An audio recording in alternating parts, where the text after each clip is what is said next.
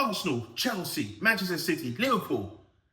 3 out of the 4 are doing business, and 1 is just sitting there picking their nose, thinking, I don't know what to do. I'm Tying out here for TK24 Sports. If you're new to the show, like, subscribe, turn that notification on so you don't miss a show every time we upload. Road to 100,000 subscribers is on. Road to 1,000 subscribers needs to happen today.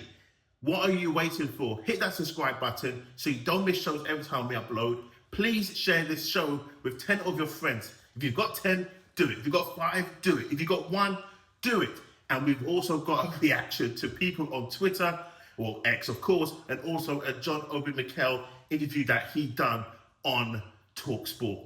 I've got a reaction for that one. That's for damn sure. Let's kick it off. So, Manchester City are making headways right now. They are making transfers after transfers after transfers. Let's kick off the first one. Dutch international from AC Milan. Fabrizio Romano, David Ornstein have come out with these ones today, and here we go. So, Fabrizio Romano, Tijani Rangers, and I'm butchering some names there, but I'm sorry. To Manchester City, here we go. Verbal agreement in place for Dutch midfielder to join Manchester City. Deal almost done since yesterday as revealed, and now being finalised for a package worth around 70 million. Personal terms sealed days ago. Then goes on to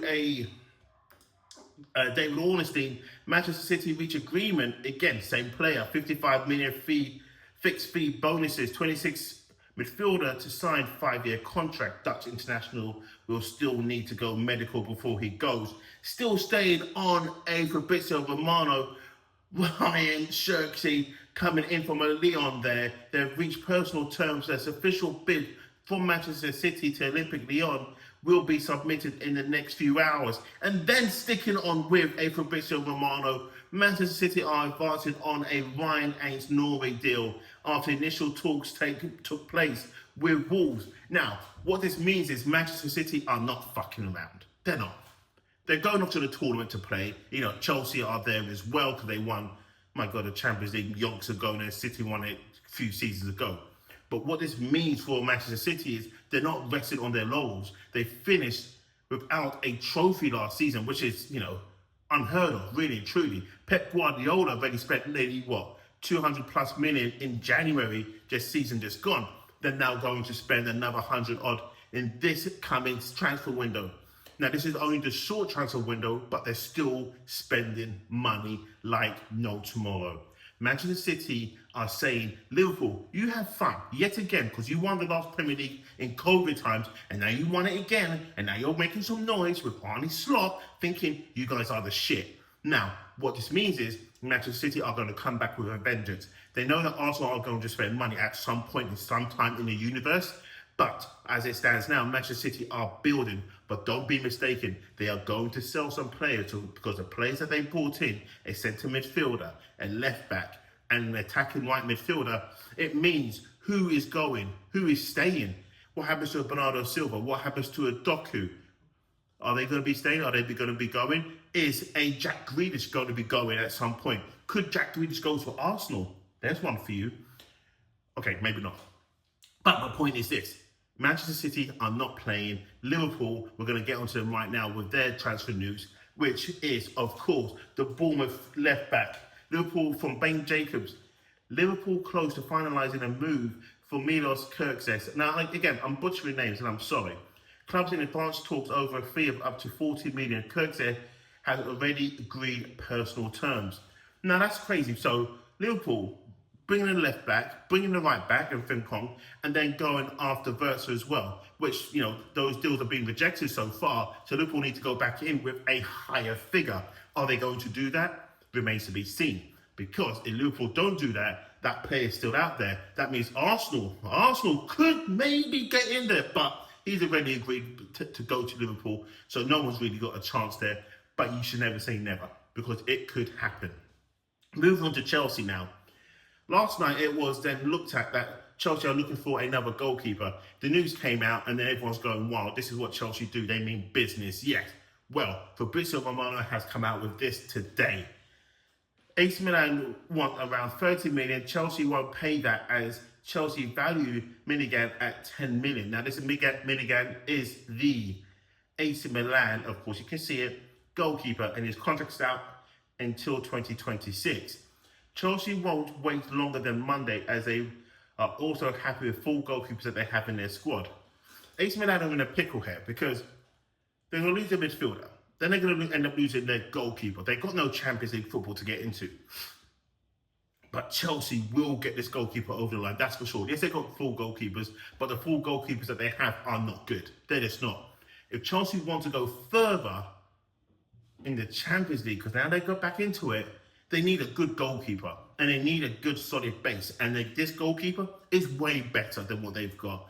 So if they say they only value him at 10 million because his contract expires in 2026, but AC Milan want 30 million, they're gonna reach an agreement around 20 to 25 million. There's no doubt about it. Maybe 10, 20 million, and then up to 5 million in add-on and bonuses, so forth.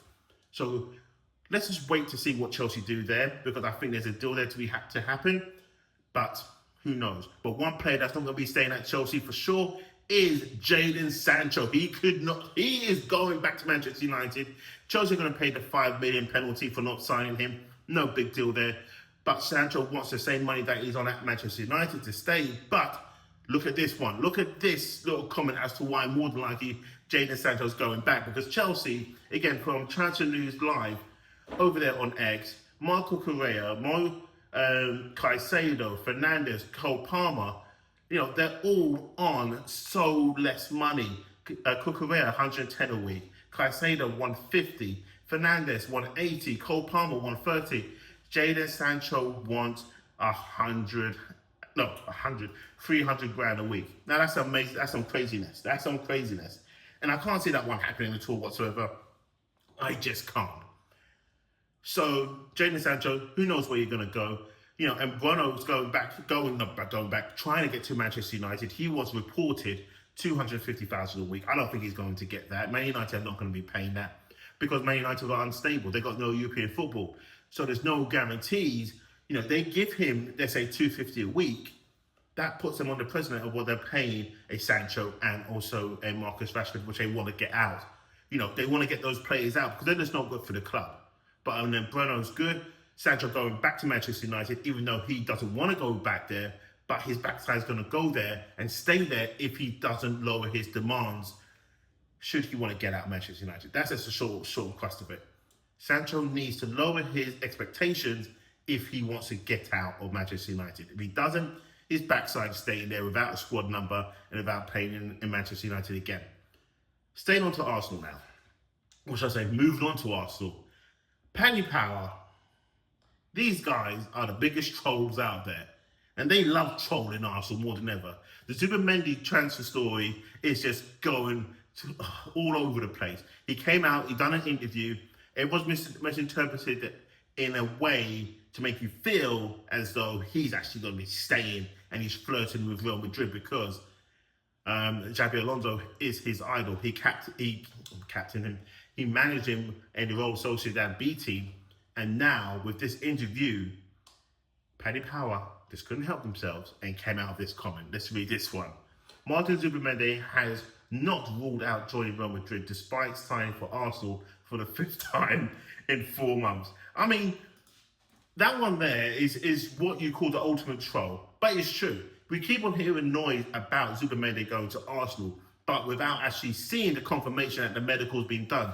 And then again, there was another rumour yesterday. There's a reason why it's taking longer is because Real Sociedad want this deal done in July rather than now. All something to do with the accounting terms. Now, if that is true, then so be it. But until we see Zubimendi or any player actually holding an Arsenal shirt or terms have been agreed with the clubs, then it's a deal. Up until then, it's still going to be a joke. Now, moving on to some comments I was looking for with Arsenal fans to see what the mood is, because there's going to be no Arsenal news today. There's for sure going to be no Arsenal news. There's nothing that can be about Sesko, Gyökeres, Zubimendi, nothing at all. Not even Gunnosaurus. But this is what I found. Okay, let's move on to this first one. Havertz was signed, and again, this is from Harry there. Havertz was his signing, so there's some beef going on. That 65 million could have been spent on a proper striker. And now I get Harry's point. He has got a good point there. 65 million, you could have got, let's go back to the old one, Isaac. But they didn't. But in response from Monty, Pep Guardiola signed Grealish for 100 million. He flopped, so they gave him 52 million to sign Doku. He's also flopped, so they gave him another 63 million to sign Mamouche, all in the space of 3 years. Stop blaming the manager for the club not investing. And that's a good point. That is a good point. But Pep's in a different world. He's got different owners with a different wealth. You know, it's easy to say, you know, you shouldn't have bought Havertz for X, Y, and Z. Yes, I agree. There's better strikers out there at the time he could have went and got. But he tried it. It didn't work. And it's going to take him and Arsenal a bit longer to start replenishing. But they're not going to replenish Havertz. He's going to stay at Arsenal. And he's not a bad player. But I see the point of saying, you know, City and gave Pep a load of resources to go and get the perfect player. But guess what? Pep still gets it wrong. Or for the players that he wants, he still gets it wrong. The players that he is given, they still get it wrong. But they keep on spending and spending to get their way out of trouble. Arsenal just can't afford to do that. So Arsenal fans, we need to take a chill pill on this stuff. So there's players out there that you would want to have, and if they flop, then what are you going to blame? You're going to just blame Arteta because it's gone wrong, that he couldn't manage big personalities, he couldn't manage to get the players playing the way that he played at another club. So, here's the next comment. Arteta fan. Man City, Liverpool, Chelsea and Man United are already doing transfer business. This is exactly what I believed Arsenal would do. And that is very true. That part there is very, very true. The homework should have been done before this window. Once again, it's disappointing from Arsenal. And I think okay. Yes, we're disappointed because we haven't seen anyone come through the window. But I need to make this very straight and very clear. The reason why Arsenal have not and don't need to do anything right this second, they're not going off to play in a tournament. So when this window closes and then when it reopens, that's when you start seeing Arsenal making some moves. But right now, there's just no need to jump the gun. But it's hard because we're seeing other clubs make business, but those other clubs are going off to play in a tournament. If there was no tournament, you wouldn't see these clubs be making moves right now as it is. You just wouldn't. And not to this volume, may I add. Okay, here's the next comment. Late Kid, it's extremely clear to see that Arsenal have a very weak pool nowadays. Again, back to my last thing. It's so easy to say those sort of things because we're just not seeing the players coming in at Arsenal. Now, if Arsenal signed, let's say it was a Zubimendi, people would be saying, okay, we signed him, but it's not a good enough signing. Who's next? We get the striker in. Oh, we get Sesko. It's not good enough. I want Gyökeres. We get Gyökeres. Oh, it's not good enough. I want Sesko. Oh, it's not good enough. I want Isaac. No one's ever happy in the Arsenal world. Maybe because we're the most vocal ones out there. But to say that Arsenal have no pull and it's a weakness, that is weak in itself, that comment. I'm sorry, but it is. It's a weak comment. Arsenal do have pull.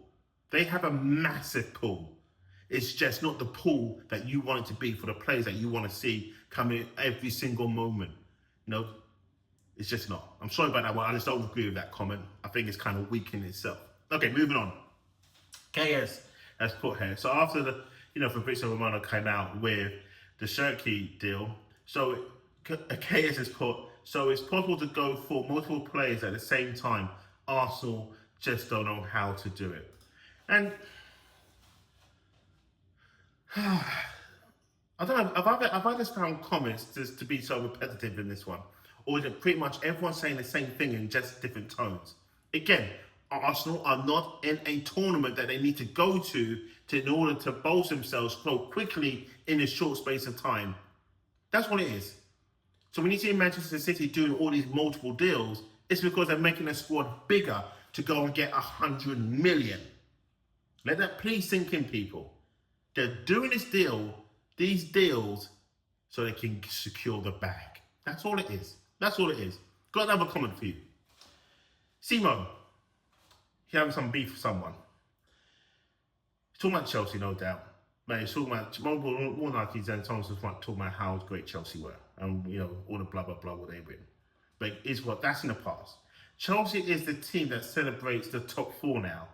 Some Arsenal fans even want Arteta gone because of second place finish. And that is true. That is true. I'm not there yet. I'm there where John Obi Mikel's about to say in a moment, which I'm not about to play the clip.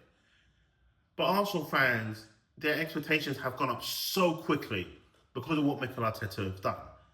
Now, to finish finish second 3 years in a row, of course, it's a frustration there. It's like, this guy can't get us over the line, but he can get us to the line. He just can't get us over the line. And now, I think it is harsh, to get him gone, but I'm giving him one more season. And John Obi Mikel here, which is the clip I'm about to play with, I'm just going to talk about it now, he has some valid points. And he actually shares my exact thoughts. My thoughts I've been saying for half of the season. When it got to the point where I knew that Arsenal weren't going to win the league, I did come out and say, I believe that Arsenal should give him one more season. Just one more season. And if you can't get the league or the Champions League, then you don't sack him. You just have a great conversation and say, I think we just need to part ways.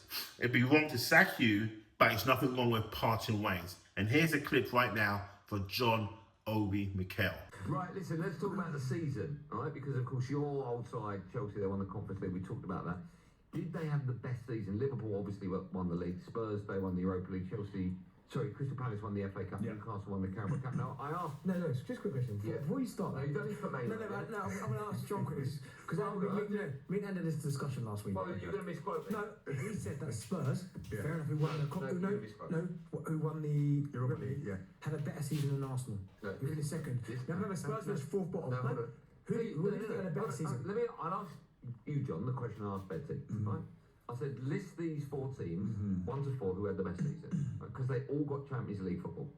Is it Arsenal, Newcastle won the League Cup, Spurs won the Europa League, and who's the other? Chelsea. And Chelsea won the conference. And who had, they list them in order. Who had the best or worst season? And Arsenal. So all of them got Champions League football. One finished fourth bottom, just so I put that. Okay. Well, I think first I'm gonna go with. Is this best or worst? This is best. Best. I'm gonna go with Newcastle. So Newcastle got Champions League, won the League Cup. And won the League Cup. They haven't won in 50-something years. Yeah. So I'm gonna go with Newcastle. Number 1. Who's number 2? Number 2, I'm gonna go with Chelsea. Okay. Qualifying fourth and winning the Conference League. I just think a lot of pressure on them. I just think for me Arsenal. I think Arsenal fans should get over finishing second. For me, a club like Arsenal haven't won the league for 20-something years. It's a huge football club. Yeah, I know. But you can't keep coming second. So finish the list. So I'm gonna have to go with Spurs third and Arsenal. That's what I said. No, right, you said. I'm gonna have to go with that. I'm gonna have to go with that. John said Betty. I'm agreeing with John. Because you said it. Because Arsenal Football Club shouldn't be finishing second. Shouldn't be. Mikel Arteta's been there again for 5-6 years. He's built his club, but they always finish second. Again, he's gonna spend again this summer. He's gonna go on a shopping spree again. And what? Come second again next season? Come on, it's too much. Don't scare me. It's every time he's finishing second. So for me, I don't think Arsenal fans. I really don't think Arsenal fans should be happy finishing second. This is the season where they should be there. City were struggling, and everybody else was struggling. They've missed out again. Liverpool have come, snatch it. Again, they've won the trophy. So for me, Arsenal shouldn't be finishing second. It's becoming a norm for Arsenal Football Club. Like my good friend said, Patrice Evra, Arsenal is like Netflix. It's always next season. Oh, honestly, your ears unbelievable. I mean, hurt me, but I like the way that you said it. Do you think Arteta's a good enough manager to win the league? Wait, we're not talking about Arsenal. Well, we are now. To win in the league, is it the guy to take them to the next level? I think he's built a really, really good club team there. The team is they're solid. They're playing really well.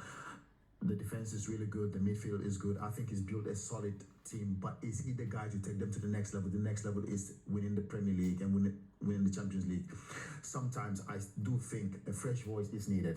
Now he's been there for 5-6 years. Yeah. I give him one more year. I think give him next season. If he doesn't do it, I think for his sake, I think it's better he just walk. Yeah. Honestly, I think then he's not the guy to be able to do it. I think get someone new, get someone fresh. We've seen it with Paris Saint-Germain. Luis Enrique coming into the football club.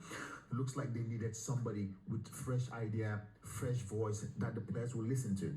that the players will run for, die for, chase every ball for. Maybe that's what Arsenal needs. Somebody that's gonna just mentally take them there to the next level. Maybe is Arteta the guy? I'll say give him until next season. If he doesn't win not the FA Cup, if he doesn't win the Premier League or the Champions League, I think he needs to walk. Now you've watched that clip, and now you've heard what he said. Was he right in saying that Arsenal were actually the worst team in a Newcastle, a Chelsea, or a Spurs? Yes, in the sense of when you look back on the season of the 24 to 25, Arsenal never won a league. They never won a cup. They never won in Europe. So those other teams had a better season because on paper, they had trophies. And that's just all we want as fans. Yes, we want to win the league. But if you finish second or you finish 16th, what's the difference? What really truly is the difference? The difference is that over a campaign, you finish higher. But if you pick up a trophy at the same time, you can turn around and say the campaign was quite bad in the league, but we was good in the cup, so we got a trophy out of it. So it made up for the poor season that we had in the league. That's one way you can spin it. And maybe that's the only way that us fans trying to spin it anyway. But what's your thoughts so far? What's your comments? What do you believe is right? Do you think that City have done great transfers? Do you think Liverpool are on the verge of doing a back-to-back? Do you think Chelsea need another goalkeeper? Do you just think Arsenal are their shit when it comes to making transfers? Or good transfers, may I add to that? I'm tying out here for TK24 Sports. Please leave some comments. Please! I want to interact with you so bad. And the ones who do leave comments, I do reply, and you know I do. Thanks for watching. I'm tying out here for TK24 Sports.